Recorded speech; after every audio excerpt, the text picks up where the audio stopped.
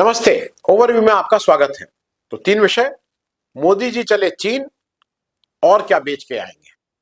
दूसरा, क्या सतपाल मलिक के अपमान का मूल्य बीजेपी को चुनाव में चुकाना पड़ेगा। और तीसरा, क्या कोर्ट अब आम आदमी का आखिरी सहारा भी जा रहा है। इन तीनों विषयों पर बात करने से पहले हमेशा की तरह आपसे आग्रह, चैनल को सब्सक्राइब करें और अगर हो सके तो चैनल की मेंबरशिप भी ले लें। मेंबरशिप का मतलब कि हर महीने आपको एक छोटी रकम हमें आर्थिक सहयोग के रूप में देनी होती है, और अगर आप हर महीने का कमिटमेंट नहीं करना चाहते हैं तो एक बार एक मुश्त भी आप हमारा आर्थिक सहयोग कर सकते हैं। हमें आपके इस आर्थिक सहयोग की आवश्यकता है क्योंकि चैनल सुचारू रूप से चले, इसके लिए इस पक्ष को भी देखना जरूरी है। तो सबसे पहली बात, मोदी जी चले चीन और क्या बेच कर आएंगे। मोदी जी अब एससीओ की मीटिंग में जा रहे हैं चीन, आ रहा है आफ्टर 5 years, नहीं after 7 years Modi goes to China. लेकिन उससे पहले मैं एक छोटा आंकड़ा आपको बता दूं, और ये आंकड़ा सुबह आया था। 1990 में जब ग्लोबलाइजेशन से जस्ट पहले भारत की प्रति व्यक्ति आय, डॉलर में ये सब है, $375 पर व्यक्ति थी 1990 में। चीन की प्रति व्यक्ति आय 1990 में $347 पर व्यक्ति थी। 2024 में भारत का $375 पर व्यक्ति आय अब बढ़ के हो गई है $2731 पर व्यक्ति आय। चीन 2024 में 347 से बढ़ के $12,115 पर व्यक्ति पे आ गया है। ऐसा 35 वर्षों में। और एक आंकड़ा और दिलचस्प है, ये 35 वर्षों की कहानी है। इस 35 वर्षों में 18 वर्ष भाजपा का शासन रहा है। 11 साल मोदी जी, 7 साल बीजेपी, एक बार 5 साल, फिर एक बार 18 महीने, फिर एक बार इस तरह से करेंगे 18 साल भाजपा का शासन रहा है। कांग्रेस की अपनी पूर्ण बहुमत की तो सरकार नहीं थी, तो मिली जुली जो भी सरकार थी वो 15 वर्ष रही है। बाकी और बीच बीच में गुजराल साहब, देवेगौड़ा साहब, इन लोगों की सरकार आती जाती रही। दूसरा एक अच्छा आंकड़ा यह है कि मोदी जी ने अब जीडीपी का कैलकुलेट करने का वही बदल दिया है। अगर उस कैलकुलेशन से करें तो मनमोहन सिंह के जमाने का जीडीपी शायद 10, 12, 15% हो जाएगा। लेकिन मोदी जी ने आंकड़ों की हेराफेरी करने के बाद भी इनकी जो औसत जीडीपी की दर है वो 6.2% रही है। मनमोहन सिंह के समय ये 8% से ऊपर हुआ करती थी। ये मैं इसलिए कह रहा हूं कि मोदी जी अब चीन जा रहे हैं तो हमें तोहफा मिलेगा कि हमें सजा मिलेगी, ये आंकड़े तो कुछ और कह रहे हैं। Modi ji as chief minister अभी तक चीन 4 बार गए थे। चीफ मिनिस्टर, गुजरात के चीफ मिनिस्टर। बहुत संक्षेप में बता दूं, जब वो पहली बार, मतलब वो 4 बार गए, उसमें 2 मैं आपको बता दूं उनका जो सबसे बड़ी उपलब्धियां हैं, आप ग्रॉक करके खुद। उनकी एक बड़ी उपलब्धि यह है कि एक बार वो चीन गए थे, 22 स्मगलर वहां पे गिरफ्तार किए थे चीन ने, जो हीरे की तस्करी कर रहे थे। उन तस्करों को छुड़ाने के लिए मोदी जी चीन गए थे। वहां पे उन्होंने उनसे बातचीत की थी, उस जो कोर्ट का प्रोसेस होता है उसको फास्ट कराया था, और फिर मोदी जी बहुत खुश थे कि उस जल्दी प्रोसेस करके उसमें 12-14 आदमियों को कुछ सजा हुई थी, अलग अलग सजा हुई थी। मोदी जी अंतोगत्वा छुड़ा नहीं पाए थे, कोर्ट को जल्दी कर दिया था। 5 साल सबसे ज्यादा सजा हुई थी। दूसरा उनका एक जो अचीवमेंट एज चीफ मिनिस्टर था कि वो बार बार जाके कहते थे कि गुजरात में आइए, इन्वेस्ट करिए, और इन्वेस्टमेंट डेस्टिनेशन के तौर पर उनको बार बार वहां से कहते थे कि आइए। और गुजरात का ग्लोबल इन्वेस्टमेंट समिट 2013 में उसके लिए बहुत जाके वहां उन्होंने बैटिंग की थी या पैरवी की थी। बतौर प्राइम मिनिस्टर मैं जल्दी से ये बता दूं कि वो क्या करने गए थे।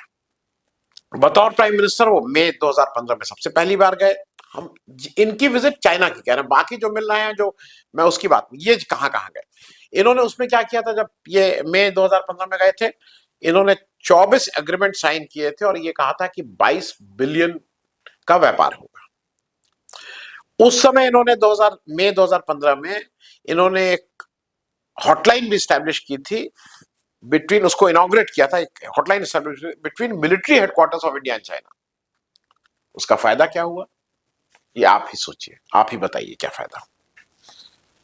इन्होंने मई 2015 में अनाउंस किया था कि चीनी जो नेशनल है उनको ई वीजा ऑन अराइवल मिलेगा। उससे फायदा क्या हुआ, चीन का व्यापार बढ़ा कि हमारा व्यापार बढ़ा, ये आप डिसाइड करें। फिर ये सितंबर 2016 में दूसरी बार गए, इस बार G20 की समिट में गए थे ये कह के। लेकिन ये भी याद रखिए कि इनके जाने से जस्ट पहले उसमें कोई बात नहीं थी। चीन ने यूएनओ में वीटो लगाया था। भारत ने एक पहल की थी कि भाई जो जैश ए मोहम्मद का जो सरगना है, लीडर जो है मसूद अजहर, उसको बैन करने का प्रपोजल था। चीन ने उसको रोकने के लिए वीटो लगाया था और ये वहां चीन गए थे, कोई उस पे मुझसे लिया था। एक और चीज याद रखिए, इंडिया ने उससे इनके जाने से पहले उस पर कुछ नहीं बोले थे। इंडिया ने इनके जाने से पहले, चीन ने भारत की मेंबरशिप थी न्यूक्लियर सप्लायर ग्रुप की, उसको अपोज किया था, ये चुप रहे थे। दूसरी विजिट, तीसरी विजिट सितंबर 2017 में फिर गए, अब की ब्रिक्स समिट का नाम था। इसमें क्या था, ये जब गए थे उससे पहले 73 दिन का डोकलाम का स्टैंड ऑफ हुआ था बिटवीन हमारी और उनकी सेना के बीच में, चाइना के रोड कंस्ट्रक्शन, जो परमानेंट रोड बना रहा था उसको लेके। फिर मुंह पे टिप्पणी, कुछ बात नहीं। फिर ये अप्रैल 2018 में ये बताया जा रहा, आप अगर ये रिलैक्स करने गए थे, ये तो कहते हैं छुट्टी नहीं लेते हैं, but he went for relaxing.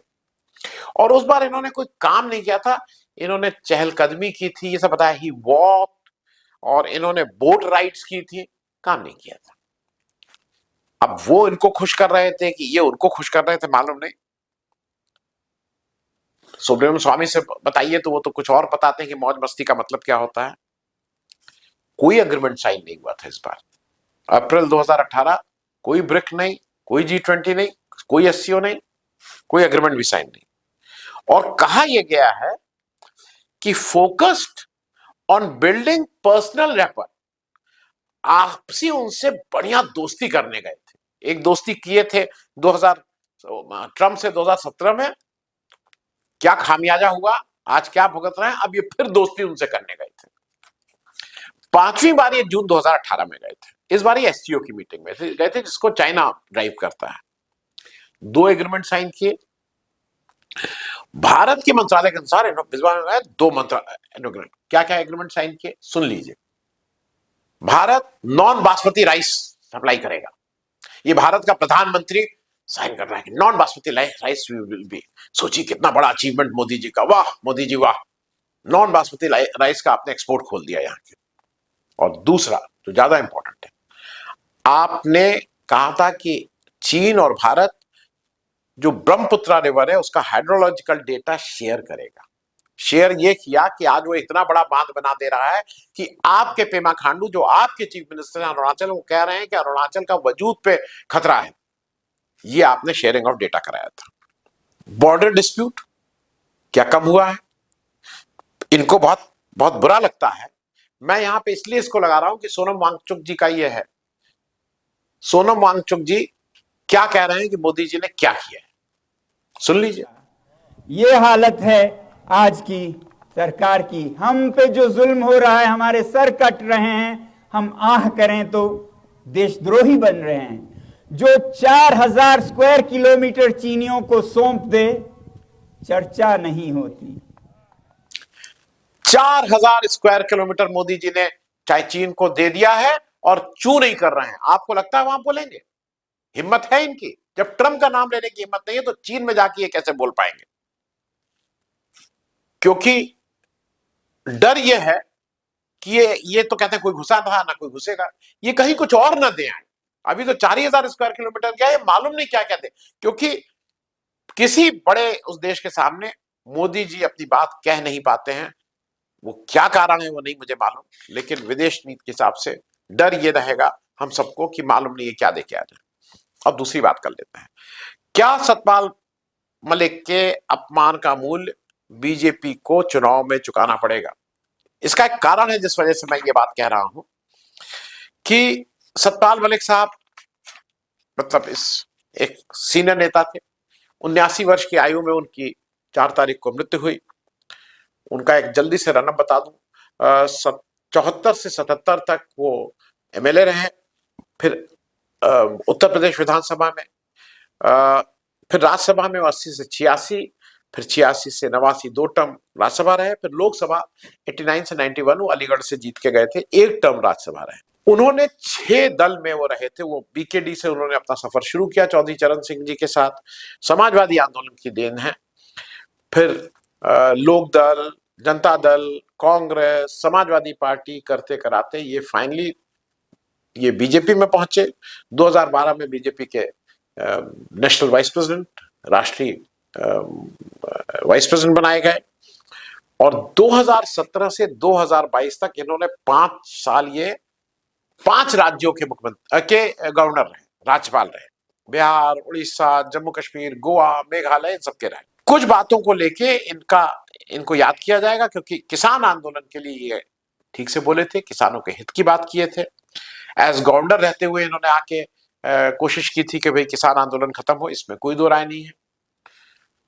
लेकिन जब ये गवर्नर पद से हटा दिएगा उसी बीच इन्होंने पुलवामा की भी बात शुरू की थी और इन्होंने बताया था कि किस तरह 14 फरवरी 2019 को जब पुलवामा हुआ तो मोदी जी किस तरह से फोटो खिंचवा रहे थे, फिर इनको उन्होंने कहा कि मत करो मत करो, और कैसे पुलवामा को पॉलिटिकली यूज किया था ये उन्होंने कहा था। इन्होंने एक बड़ा खुलासा और किया था, इन्होंने आरएसएस के जो एक बड़े भारी वो है थिंक टैंक, मतलब सबसे वो राम माधव जी ने कैसे इनको अनिल अंबानी की मतलब रिलायंस की फाइल लाके 200 करोड़ से ज्यादा घूस देने की पेशकश की थी, वो इन्होंने बताया था। और उल्टा इन्हीं को, मतलब ये विसिल ब्लोअर थे, इन्हीं को सीबीआई इनकी इंक्वायरी करने लगी। राम माधव के ऊपर नहीं हुआ, जो घूस देने आया था उससे नहीं होता, जिसने बताया था कि घूस देने की पेशकश की थी उसके ऊपर हुआ। और इनको अभी इनके घर पे भी छापा मारा गया, उसकी भी तलाशी ली गई। तो कुछ लोग कह रहे हैं तलाशी इसलिए ली गई थी कि लोगों को, उनको सबको ये डर है कि इनके पास मालूम नहीं कागज कौन सा रखे हैं। ये इनकी लंबी बीमारी के बाद मृत्यु होती है। एक चीज सिर्फ जो मुझे लगता है सतपाल मलिक साहब जिसका जवाब नहीं है, और वो मैं इसलिए मेंशन कर दे रहा हूं, जनरली लोग मेंशन नहीं करते, क्या भी सतपाल मलिक साहब ने थोड़ा एक काम किया था जिसका कोई एक्सप्लेनेशन नहीं है। जम्मू कश्मीर में जब 370 हट लगा और ये सब हुआ, उस समय उससे पहले इन्होंने वहां सरकार नहीं बनने दी थी। इन्होंने कहा था मेरी फैक्स मशीन खराब थी, और वो सब एक कंट्रोवर्सी है, लेकिन वो एक इनके अगेंस्ट जाता है, इसमें कोई दो राय नहीं है। लेकिन इनकी मृत्यु के समय बीजेपी, जिसमें आखिरी पॉलिटिकल पार्टी उनकी थी, इन्होंने ऑफिशियली, मेरे जहां तक नॉलेज है, इन्होंने कभी बीजेपी को छोड़ा नहीं, मतलब टेक्निकली बीजेपी ही वाले थे। कोई डेथ पे कोई बड़ा नेता नहीं गया वहां, क्योंकि बीजेपी में के भी अगर कोई चला जाएगा तो बीजेपी में जो 2 नेता बैठे हैं कान पकड़ के बाहर निकाल देंगे। कोई अंत्येष्टि में नहीं आया, और सबसे बड़ी बात कि इनको स्टेट ऑनर भी नहीं दिया गया, जिसके हकदार थे। एमएलए रहे थे, राज्यसभा रहे थे, लोकसभा रहे थे, मंत्री रहे थे, राज्यपाल रहे थे। अब ये कहा जा रहा है नहीं वो तो डिस्क्रिशनरी होता है। तो डिस्क्रिशनरी किसका होता है? जो आपके आगे, अब वो टर्म नहीं मैं बोलना चाहता हूं, तो जी हजूरी करे उसका डिस्क्रिशनरी होगा। मुझे ऐसा लगता है कि एक रिपरकशन हुआ है कहीं ना कहीं। सतपाल मलिक साहब प्रेजेंट डे में चौधरी चरण सिंह की लेगेसी को रिप्रेजेंट करते थे। वो लेगेसी जयंत चौधरी नहीं करते, भले ही वो उनके सगे पौत्र हैं। सतपाल मलिक ने अपने को उस लेगेसी का एक तरह से एक प्राइड बनाया था। जाट प्राइड को बुरा लगा है क्योंकि आपने कॉमन कर्टसी भी नहीं की, उनका एक राष्ट्रीय सम्मान किया। मुझे एक फर्क यह है, धनखड़ जी के समय लोग बहुत कह रहे थे नहीं जाट मुसलमान, धनखड़ और सतपाल मलिक जी में बेसिक डिफरेंस है। सतपाल मलिक ने मुंह खोला था इस देश के को, जब उनको लगा कि इस देश के किसान के ऊपर, इस देश के संविधान के ऊपर कोई खतरा है, तो उन्होंने मुंह खोला था। धनखड़ जी न खोले थे और ना उनका उस तरह का इम्पैक्ट है। तो अब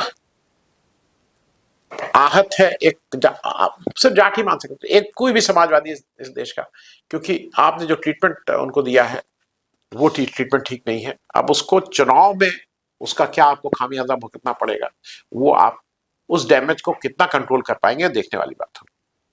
अब तीसरी बात, क्या कोर्ट अब आम आदमी का आखिरी सहारा भी जा रहा है? ये मैं इसलिए कह रहा हूं कि 2-3 छोटे छोटे केसेस बता दूं। सुप्रीम कोर्ट में एक जज साहब हैं, दीपांकर दत्ता जी, सुप्रीम कोर्ट के पुराने जज हैं। ये मूल रूप से कलकत्ता हाई कोर्ट के थे। कलकत्ता हाई कोर्ट से फिर ये chief justice of Bombay high court के होके गए, और बॉम्बे हाई कोर्ट के बाद ये सुप्रीम कोर्ट आ गए थे एज जज। इन्होंने अभी जो राहुल गांधी के ऊपर जो टिप्पणी की, उससे पहले मैं इनके कुछ आपको विवादित वो बता दूं। ये वही है जो ईवीएम और वीवीपैट के 100% उसका टैली होना चाहिए, ये एडीआर की एक याचिका थी, उसको इन्होंने निरस्त कर दिया था, उसको इन्होंने खारिज कर दिया था।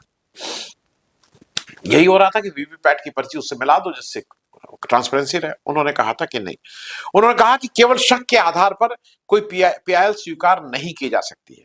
और उन्होंने सिर्फ यही नहीं कहा, उनकी आदत थी, मतलब एडीआर और इस तरह के जो विजिलेंट ग्रुप है उनको कह रहे हैं, कुछ वेस्टेड ग्रुप्स देश की प्रगति को नकारने की कोशिश कर रहा है। मतलब अगर कोई ईवीएम में कह रहा है कि भाई इसकी वीवीएम, तो वो कह रहा है नहीं नहीं, देश की प्रगति को वो कर रहे हैं।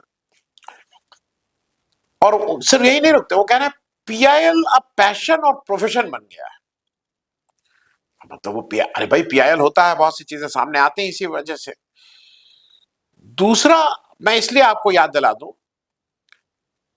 कि मीडिया ट्रायल, उन्होंने जब सुशांत सिंह राजपूत वाला मामला है, याद आ गया आपको, बॉम्बे हाई कोर्ट में उस समय ये 2020 में थे, उस मामले पे इन्होंने मीडिया ट्रायल को आपराधिक जांच में जो जांच हो रही थी उसमें हस्तक्षेप माना था। उन्होंने नहीं, मीडिया ऐसा कुछ ना करे, और उन्होंने कहा था कि media trial contempt of court माना जा सकता है क्योंकि न्याय के प्रशासन में वो हस्तक्षेप है। खुद क्या कर रहे हैं अभी मैं उसको बताता हूं। मैं बहुत से, मतलब इनके बहुत से इस तरह के, एक एमयू वाला केस था। एमयू पर जब कॉन्स्टिट्यूशनल बेंच में 7 जज की बेंच थी, उस पूरी बेंच ने एमयू को एक अल्पसंख्यक संस्थान माना था, पर ये जो दत्ता जी थे इन्होंने उसमें अपना डिसेंट लिखा था। वो बोले थे कि मतलब उनका एक अपना अलग व्यू था। दत्ता जी ने अभी सच्चा भारतीय कौन है ये उन्होंने एक टिप्पणी की, और फिर उन्होंने राहुल गांधी की बात करते हुए कहा कि सच्चे भारतीय को ऐसे बात नहीं करनी चाहिए। मतलब अब ये वो सर्टिफिकेट वहां बैठ के सुप्रीम कोर्ट में इशू कर रहा है, कौन सच्चा भारतीय कौन झूठा भारतीय। अब ये वो डिसाइड कर रहा है कि किन मुद्दों पे प्रश्न पूछे जा सकते हैं। ये वो भी डिसाइड कर रहे हैं कि लीडर ऑफ ऑपोजिशन, इस देश का जो लीडर ऑफ ऑपोजिशन है, उसकी प्राथमिकताएं क्या होनी चाहिए, उसकी जिम्मेदारियां क्या हो, ये तय करने का अधिकार उसको नहीं है। ये दत्ता जी बताएंगे कि क्या करें। 2 चीजें समझ लीजिए, supreme court custodian of constitution है, संविधान का कस्टोडियन है, और इसी वजह से custodian of freedom of speech भी है।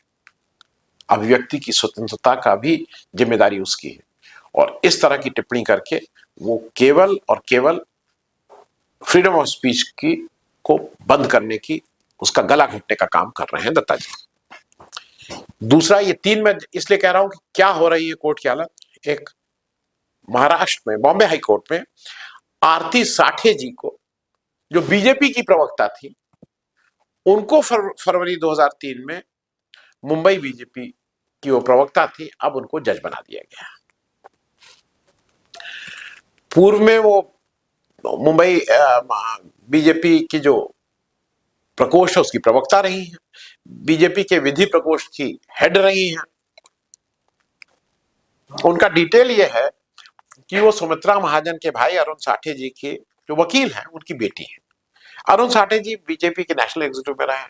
मेरे हिसाब से कोई इसमें कोई दिक्कत नहीं अगर उनके पिता कहीं कुछ करते हैं, लेकिन ये खुद प्रवक्ता थी, तो ये खुद किस तरह का जजमेंट देंगे ये सोच सकते हैं आप। और सबसे बड़ी बात यह है कि जो गवई साहब थे, जो इतना स्ट्रांग बोलते थे और इसमें कहते थे नहीं इंटरफेरेंस नहीं होना चाहिए, वो गवई साहब ने अपने कॉलेजियम से इनका रिकमेंडेशन किया है। और ये सब वही है, गवई साहब भी बॉम्बे हाई कोर्ट, ये भी। अब किसको क्या बोला जाए। मैं इसलिए इस बात को कह रहा हूं कि कितनी स्वतंत्र है, इसका आखिरी उदाहरण और सुन लीजिए, आपको लगेगा कि कहां जा रहा है हमारा ये। सुप्रीम कोर्ट ने इलाहाबाद के एक जज साहब हैं, जस्टिस प्रशांत कुमार, अब उनका नाम नहीं लिखा है, उनका नाम है जस्टिस प्रशांत कुमार। और उसमें जो हेडलाइन है वो सुन लीजिए, SC bars Allahabad high court जज from hearing criminal case till retirement. Justice Prashant Kumar साहब, माफ कीजिएगा, प्रशांत कुमार साहब 29 मई 2029 तक जज रहेंगे, लेकिन उनको क्रिमिनल केस नहीं दिया जाएगा, उनको डिवीजन बेंच में बैठाया जाएगा, उनके ऊपर निगरानी रहेगी। एक ऐसा व्यक्ति जो आप कह रहे हैं और जो जो उन्होंने लिखा है,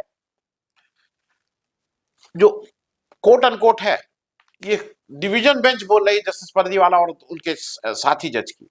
eight times we are left wondering whether such orders are passed on some extraneous consideration। बाहरी मतलब बाहर तो यही होता है, कुछ बाहरी दबाव में किया जा रहा है, और it is sheer ignorance of law, या वो इतने, निकम्मा ठीक शब्द नहीं है, निकम्मा नहीं बोलेंगे, उनको पता ही नहीं है, बेख्याल है, लेकिन जज की कुर्सी पे बैठे हैं। Whatever it be, passing off such absurd, supreme court कह रहा है जज के लिए, passing off such absurd and erroneous orders, गलत और बेहुदा, मेरे ख्याल में एब्सर्ड का बेहुदा ही है, गलत और बेहुदा order pass is something unpardonable, इसको नहीं क्षमा किया जा सकता है। लेकिन इनको जज बिठा के हम इनको तनख्वाह बनका सब देंगे। क्यों इनको वहां से नहीं हटाया जाएगा? क्यों इनको तनख्वाह दी जाएगी? घूस भी लो तब भी तनख्वाह, घूस लेते पकड़े जाओ तब भी तनख्वाह, उस पर कोई आंच नहीं आएगी। खिलवाड़ है, हमको और आपको सोचना है कि ये कौन सी जुडिशरी, मतलब वो दिन दूर नहीं जब एक प्रकोष्ठ बीजेपी में तैयार हो जाएगा और वहीं से सीधे जज साहब लोग बनने लगेंगे। अभी हाईकोर्ट में शुरुआत हुई है, मुंबई हाईकोर्ट में, आने वाले समय में अगर इस तरह का कुछ हो तो इसमें कोई अचंभा होने की चीज नहीं। थैंक यू सो मच, धन्यवाद।